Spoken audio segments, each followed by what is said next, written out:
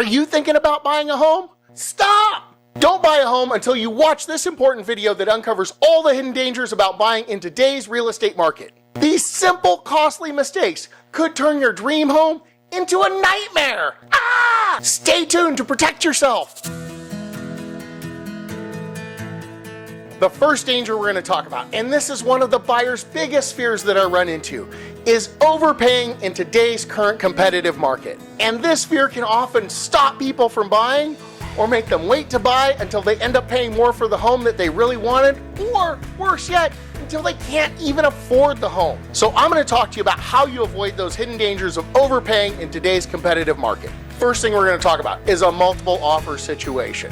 So let's take a little scenario here. You and your agent, you're out touring homes, you walk into the home and it hits you. Mi casa!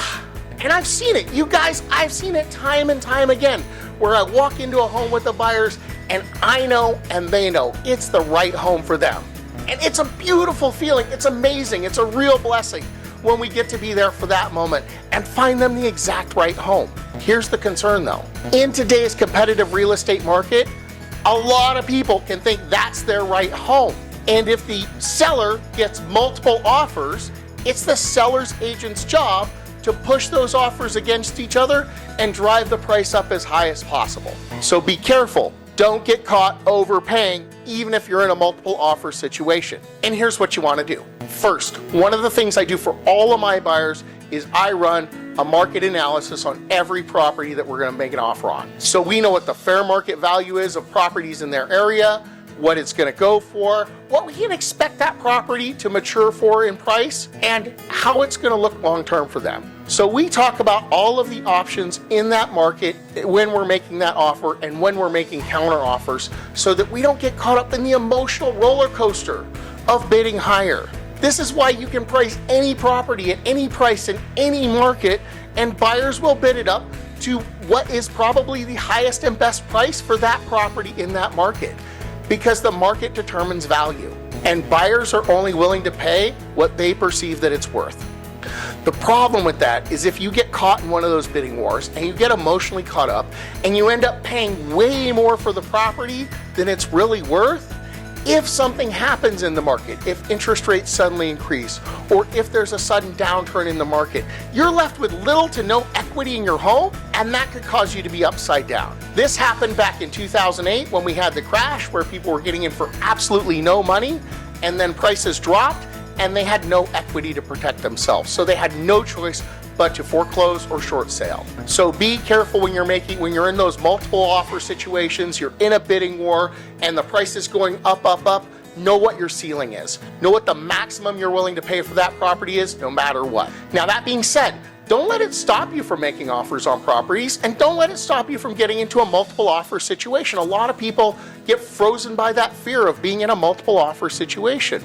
Look, if you have good advice going in and good advice to carry you through from a solid professional agent who's familiar with that market in that area, you're going to get the best possible advice available and be able to make the right decision for your family. And that's what's important in this situation, is making that right decision, knowing what the property's worth, what you can pay, and what you're willing to pay. Number 2 hidden dangers of buying a home in this market, and pay attention you guys, is undisclosed property issues. The number 1 thing you can do in this regard is do a thorough home inspection.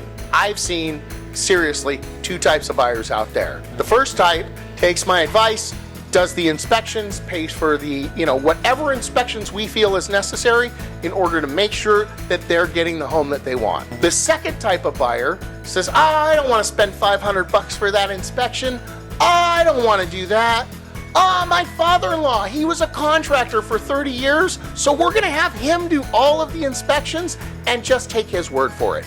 And I'm sure your father-in-law was a contractor for 30 years, and I'm sure he was great at what he does. That doesn't mean that he's able to give you the required information on all of the systems in the home: roofing, heating, plumbing, pools, all of those things, to make sure that you're buying the right home for you in the right condition. So my recommendation is have a professional come in and do the inspections. Make sure you're covering yourself. Now, if there's something going on that was not disclosed by the previous owner, That's the previous owner's liability. And I'll tell you my favorite story about undisclosed liability that I learned a long time ago when I bought into real estate. So, buyer buys a house. Big house, nice area, huge lot. Pool-sized lot is how it's advertised. Buyer thinks great. Buys the house, moves in. A few months later, buyer decides to put a pool in.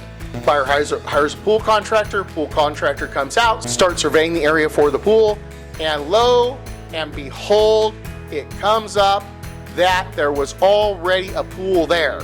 That's right, the previous owner had a pool that didn't work, and they just filled it in with dirt. They didn't get any permits, they didn't tell anybody about it, they filled it in with dirt, covered it up, and sold the house. Buyer sues the previous owner, the previous owner's agent, and everybody who was involved on the selling side of the deal, and won. Literally hundreds of thousands of dollars in damages because it was not disclosed. Other undisclosed issues could be, improvements or things that the city's doing in the area, right? What if they're planning to build an airport behind you and that's not disclosed to you, but it was disclosed to the previous owner? What if they're planning on putting a freeway in behind your house and it was disclosed to the previous owner and not disclosed to you, right? Non-disclosure issues can create what's known as functional obsolescence in your home and decrease your value. The third danger you need to be aware of buying a home in this competitive market. Now we're going to talk a little bit about loan and mortgage surprises due to rising interest rates. That's right, all of a sudden it's a surprise!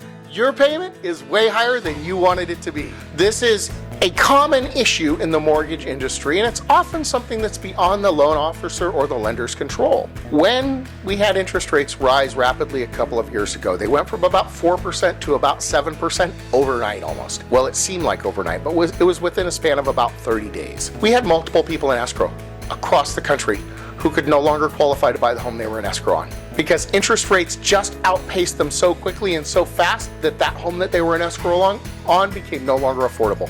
How can you protect yourself from this? Well, my advice is lock your rate early. You have the choice. You as the borrower have the choice to choose when you have your lender lock your rate. So if you start at the beginning at a 3.5% interest rate and you think that's a smoking rate, you can choose to have the lender lock the rate for a certain amount of time at that rate. Or you can choose to float the rate and hope that by the time you're ready to close, that rate drops a little bit and you get a little bit better rate. This is what most people tend to do, is float it a little bit. This is what lenders recommend you do. I would take a look at all of my options, right? And I would take a look at the financial landscape out there and what's really going on. Read up on interest rates and what the Fed's expecting to do.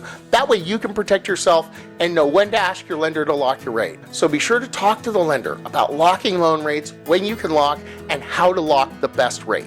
Emotional buying, or just running into something that you don't really know a lot about, buying a house because you feel the need to buy, making a decision out of fear or what you feel is necessity at the time. So in my 13-year career as a real estate broker, I've sat with a lot of folks who said, hey, we bought this house because we felt we had to buy at the time. And the story usually goes something like this. We were from out of state, we'd sold our house, we moved here for work or whatever reason, and we had to have a place to live. And we didn't really thoroughly research this area, we didn't research these schools, we didn't look at the traffic patterns, right? We didn't do enough homework about this in order to make the right informed decision for our family, and now we're in a situation where we have to sell and make a move. Don't put yourself in that situation. Don't let emotions control the buying process. I know, we all would like to think that we make our buying decisions based on facts and figures, not emotion. Incorrect. Really, people buy on emotion and we justify with the numbers and the facts and the figures. So make sure that you're not just buying on emotion. Last thing to know on how to protect yourself from all of the hidden pitfalls in buying in today's uncertain real estate market. The number one thing you can do is work with a seasoned professional. Interview your agent, especially these days where you are required to sign a contract to work with a buyer's agent. I'm sorry, it's not something I made up. I've done it for a long time with my buyers because I believe we should work together and I believe we should work under contract, but now the law requires it. So before you sign an agreement with that buyer's agent, check their background, check their track record. How many houses do they sell a year? How many years have they been doing it? Don't just use your nephew because he just got his real estate license. I'm sure he's a great kid, but he just doesn't know what he's doing. You don't just want the brand new, fresh out of the box person helping you. You want somebody seasoned who's been around the block, who knows who can help you in regards to inspections, knows how to read those reports, and knows how to negotiate to get what you want. And that segues me into doing thorough inspections. Do not skimp on doing thorough inspections. If you feel you need the inspection, ask for it. Yep, you're gonna have to pay for it. I'm gonna tell you that right now. The buyer's obligated to pay for all of their own inspections. Seller has to pay for 0 of them. You should want to pick and choose your own professionals to do those inspections. Let me ask you, would you rather have a home inspection report from a home inspector that you picked or that the seller picked?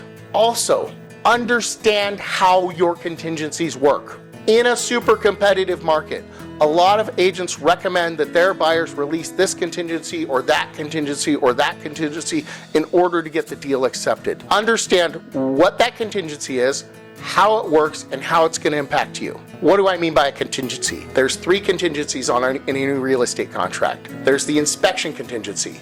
The buyer has the right to do all of their inspections that they wish to do. At that time, the buyer can ask for any repairs that they want done. The second contingency in place is the appraisal contingency. And what this says is that the buyer has the right to appraise the property for value. If the property does not come in at value, the buyer has the right to go back to the table and renegotiate. And the third contingency, the loan contingency. If the buyer for some reason does not qualify for this loan, the buyer has the right to cancel and get their deposit back. And all those contingencies legally have to be released in writing. So know what your contingencies are, when you're releasing them, why you're releasing them, and make sure that you're satisfied before you do. All right, guys, I'm Lucas Smith, your local real estate expert here in North Orange County, and I work all over Southern California. If you have any questions, comments, or concerns about this, comment below. Remember, like and share with all of your friends. And you guys, if you got great information out of this, or if you have questions about it, I'm sure the answers to your questions are in the next video. So just watch that next video. We'll talk to you soon.